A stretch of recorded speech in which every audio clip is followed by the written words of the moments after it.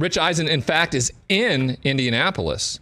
And the reason he's there, of course, is to work for NFL Network around the NFL Combine. But there was something else in the mix. A Mike McDaniel, Rich Eisen conspiracy, maybe?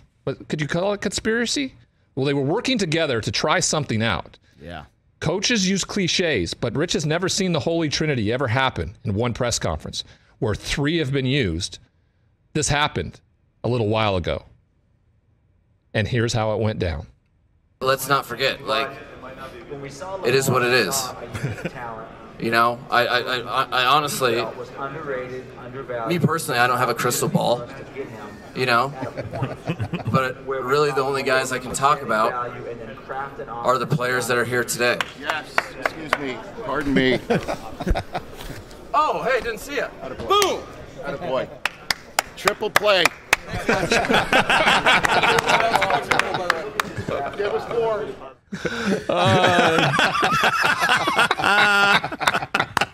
That was amazing. All right, joining us now, live from Indianapolis on the Mercedes-Benz Vans phone line is the host of this show and apparently comedian extraordinaire, Rich Eisen. Rich, how we doing?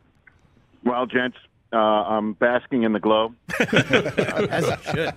I'm celebrating by soaking in the adoration of the crowd by sitting on a parking bench around the corner from the home of the Pacers, sitting here by myself on an empty street at 2 o'clock in the afternoon like a total weirdo. But send us a picture. Other than that, guys, you know, I've been chasing that white whale for a while. Yeah. And it's finally done. Brockman, as I told you, you have to help me out. After the Red Sox won, you kind of had no more purpose on that front. Where do we go from here, guys? That's basically what I'm saying is where do we go from here? Well, Rich, the next move, obviously, is to get you on the competition committee. So that's true. We just have to take it one day at a time. I don't have a crystal ball. I don't know what the future's going to hold for you. I can only control what I can control. Hope for the best, because obviously it is what it is. I know what his future is. He's hit the pinnacle, right? There's nothing more to achieve here. Just hand the baton. You got a guy right here, Rich. Just hand the baton. I'll take it from here. Hey, quick question. What was the question asked Mike McDaniel in that moment that ultimately got him to use your cliches? Here's the way it went down, guys.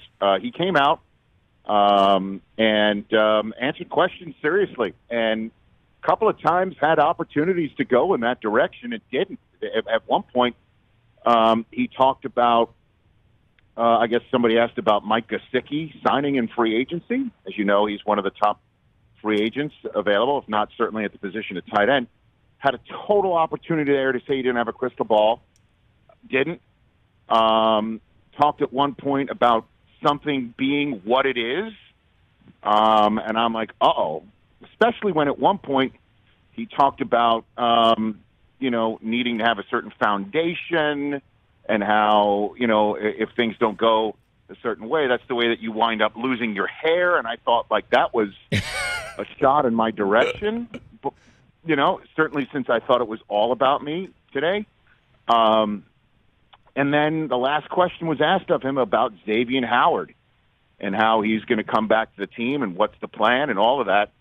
And before that question was asked, the PR person for the Dolphins who was there, she says, last question, everybody. I got to be honest with you, I got nervous. I thought that he might have forgotten. He showed up with no notes in front of him, which got me a little bit nervous that he didn't have it in front of him, that he committed it to memory. And so he was asked about Xavier Howard. He gave a serious response to it and then finished up with that. Did he? Was there? And that was the walk-off. It was the walk-off. It was the walk-off answer. Was there eye contact maybe between you and him that kind of spurred that? I don't know. About 2 questions before, it was asked by someone who was directly in front of me. And I think that's perhaps where he spied me for the first time, knowing that I was honoring my end of the commitment, that if I was in Indianapolis, I would be there. And I was. And then he gave his answer. I was about 3 rows removed from the sort of, I guess, the barrier is one of those things like, that you have in an airport you know, with where you have to lift. Yeah, the retractable kind of flimsy. You have to flimsy velvet rope. You had to lift that quote unquote belt. I tried to do that, couldn't do it. Then I just went underneath, went and high-fived him, and thought it would be awkward if I stuck around. He said boom as we high-fived, which I thought was a nice touch on his part.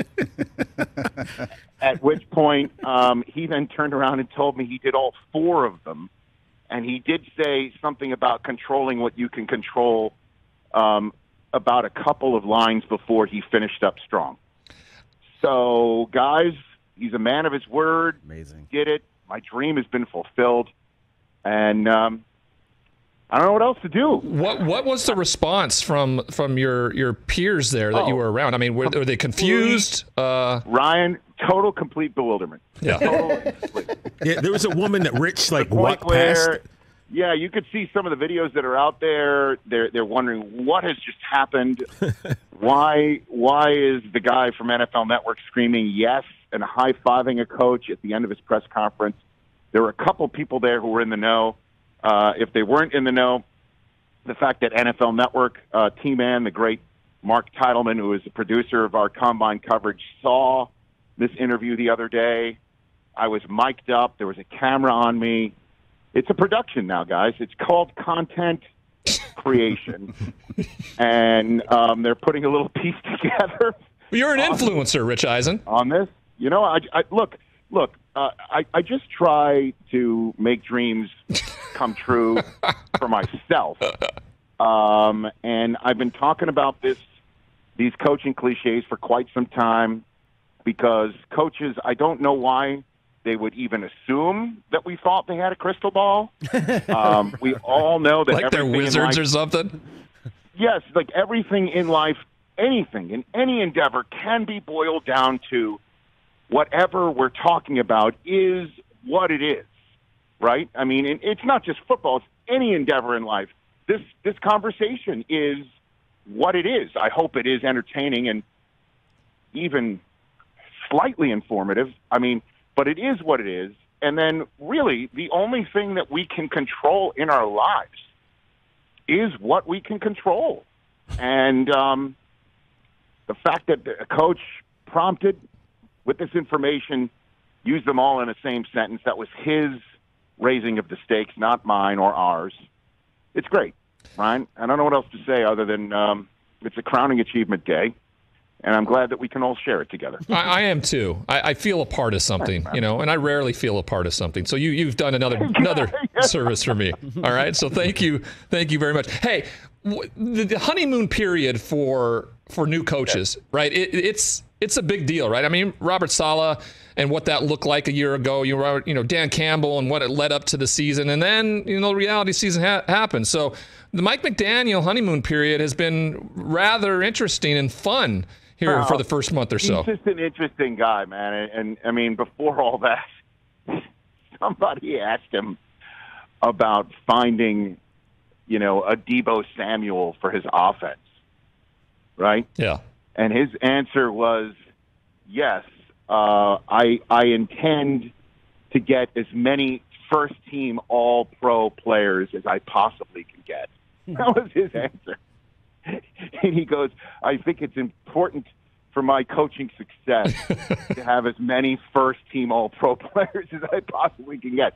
I mean, he's funny and he's whip smart, and obviously it's just all going to come down to what happens in the crucible of a game and game day and leading men in the locker room and all sorts of stuff. And, or how he'll handle it at some point in time if, the owner decides to give him 6 figures to tank like the previous coach said he did. But, that is something. I got to tell you, nobody brought that up today, and that's part of why I think he's such an important hire is because he's so fascinating in his own right and so interesting in his own way and has such a unique way of talking and communicating and being so chill while being very cerebral at the same time, and also seemingly in full command of what he wants to execute and what he needs in terms of a roster and also in terms of support to execute it,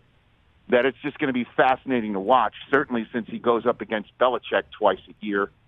And the team that we all think is a team to beat potentially in the AFC coming up this season with a generationally brilliant quarterback in Josh Allen. So I think he's clearly in a unique spot here.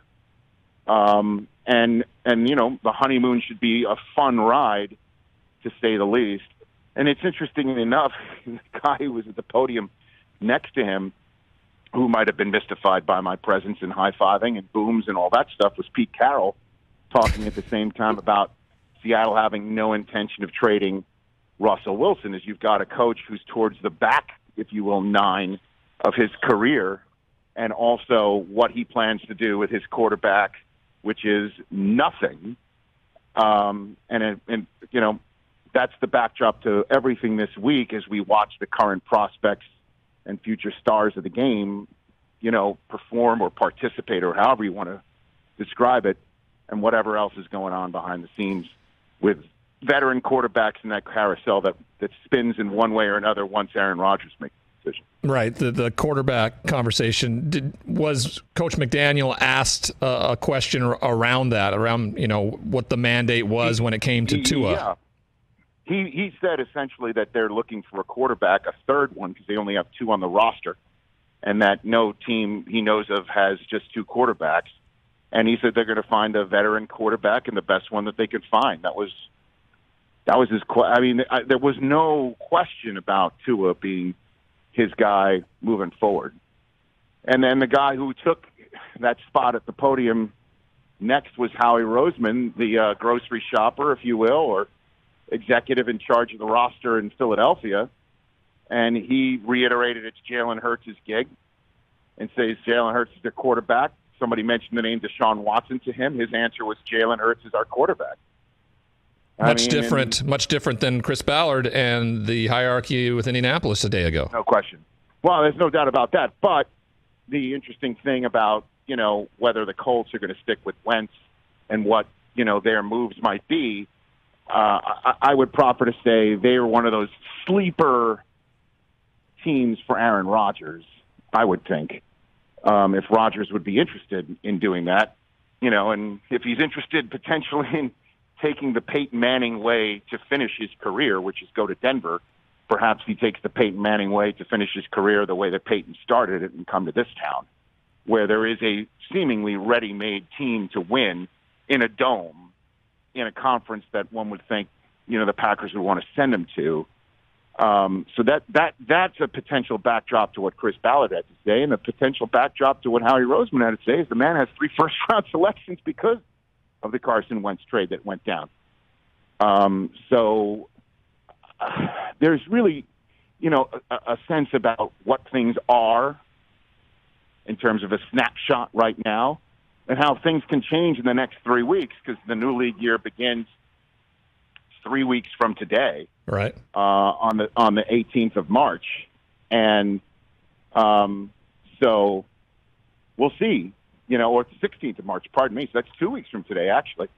So it's right around the corner, and decisions need to get made, and plans need to be pulled out of a drawer and executed, or pulled out of a drawer and thrown away, and that's part of the fascinating backdrop here, you know. And tonight is the first time I'm going to drop myself into the community of agents and, you know, newsmakers and tastemakers and all of that stuff, and put my ear to the ground and see what whispers I can pick up, because they're all over this town right now. Before we had you on, we were in serious conversations about me becoming the Thursday night Amazon color commentator. And so your job tonight is to put out that vibe, okay? Just put that vibe out. Well, I think you just did it. I think you just did it. You know, have you been on the Bezos rocket? Have you been on that? I haven't yet. I'm willing to fly to space to do that job. Just putting that out there. That's about work ethic here, everybody. Work ethic. Okay. Okay. Tomorrow, since tonight will be your first opportunity to intermingle and kind of get the nuance, I look forward to hearing some real inside baseball tomorrow from your time tonight with all those insiders.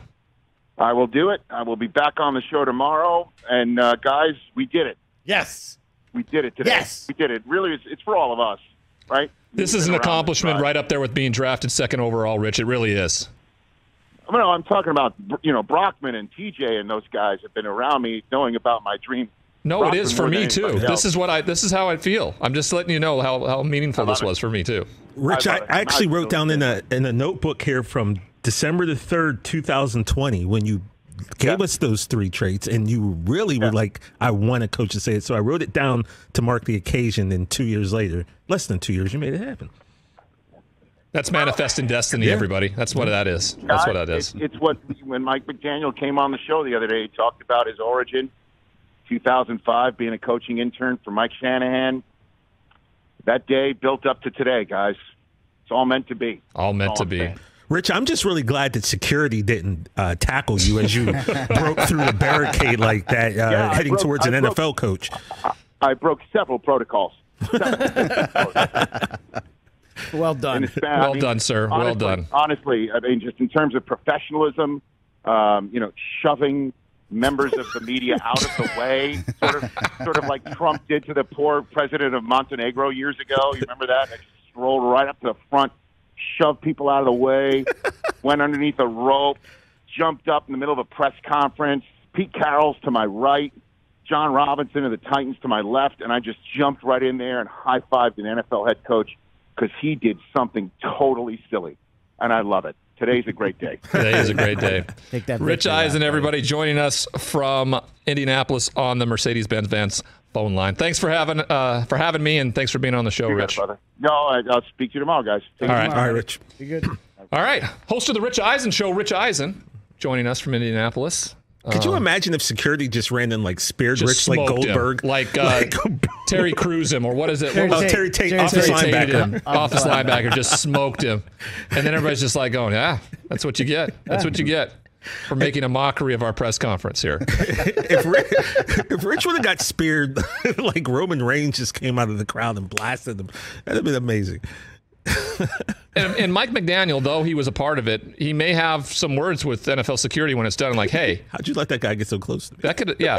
How you letting these crazies get fans so close to me, right? I mean, I'm trying to do a job here. And he literally said boom at the impact of the high five. Mike McDaniel, boom! I think that's that's amazing. It's an appropriate. It's on our Twitter page if everyone appropriate response and inappropriate behavior right there by Rich Eisen and Mike McDaniel. A couple of grown men doing silly things for themselves, and I think that's what keeps us all young. Yeah, doing silly things. Of course. Childish things. Haven't we been doing that for 2+ hours today? Indeed, we have. Indeed, we have. Hey, you watched all the way to the end. Thanks for that. Watch more right here.